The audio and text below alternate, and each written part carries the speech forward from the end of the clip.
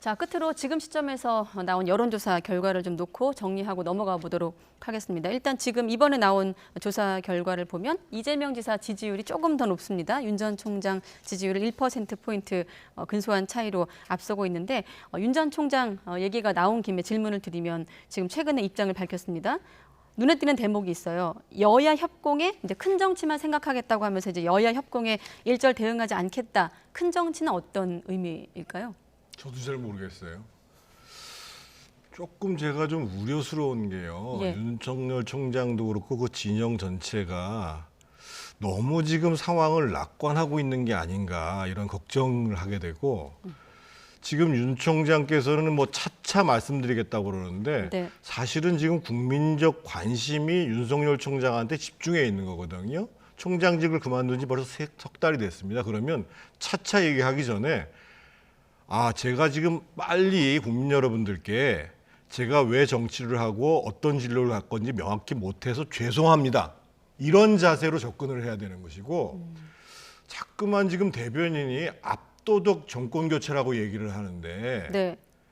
지금 야권에 있는 분들이 사실은 윤석열 총장만 바라보고 있는 게 아니거든요.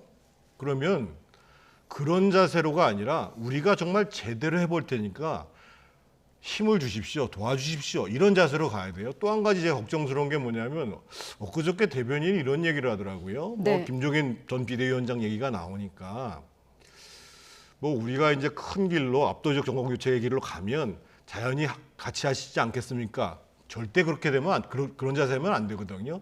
지금 윤석열 총장 입장에서 보면 정말 훌륭한 경륜 있는 그리고 능력 있는 주변 분들을 모아내야 돼요. 그래서 본인이 많은 분들을 찾아가서 공부하는 것도 중요합니다만 예를 들면 김종인 비대위원장은 대단한 경륜과 정치권에서 통찰과 콘텐츠를 갖고 있는 분이거든요. 네. 이미 예를 들면 윤석열 총장에 대해서 관심을 표명했던 분들 중에서 윤여준 전 장관 같은 분들, 또 뭐 최장직 교수 같은 분들, 그리고 뭐 철학 교수인 최진석 교수님 같은 분들, 이런 분들은 사실은 찾아가서 도와주십시오.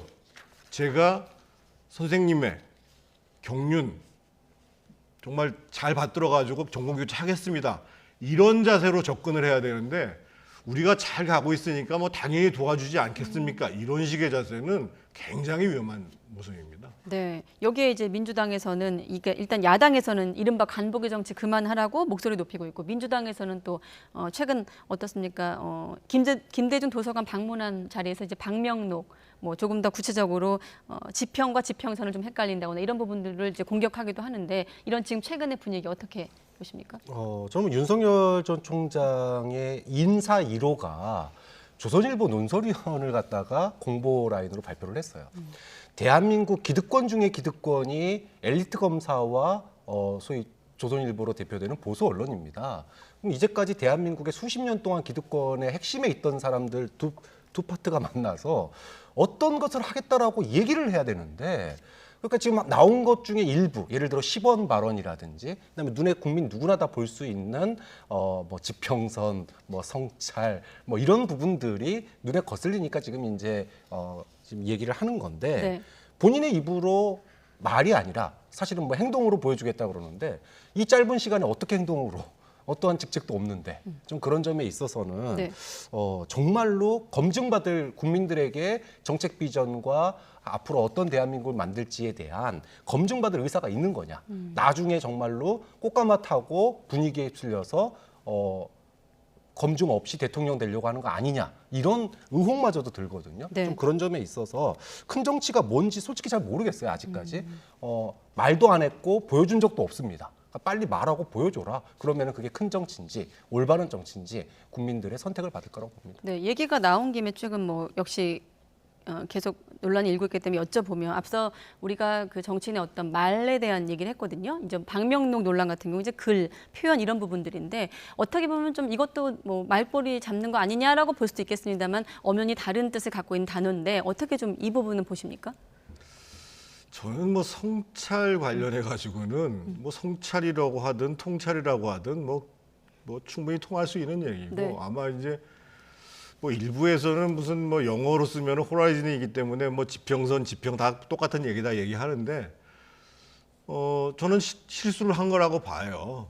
그래서 보다도 표현하는데 내가 좀 더 신경 쓰지 못했다라는 걸로 가면 되는 것이고 네. 문제는 앞으로 그런 실수를 반복하지 않으면 되는 거거든요. 그래서 저런 문제를 가지고 뭐 지나치게 공격을 하면서 뭐 수준이 낮다, 준비가 안 돼 있다 얘기하는 것도 적절치 않고 네. 또 공격을 받으면 내가 조금은 적절치 않은 표현을 쓴 것 같다. 앞으로 좀 더 조심하겠다. 이렇게 되면 되는 거죠. 뭐. 네, 알겠습니다. 오늘 대담에서는 두 분을 통해서 좀 어떻습니까? 정치인들의 명쾌한 사과, 명쾌한 해명 이 대목이 좀 남지 않을까 싶네요.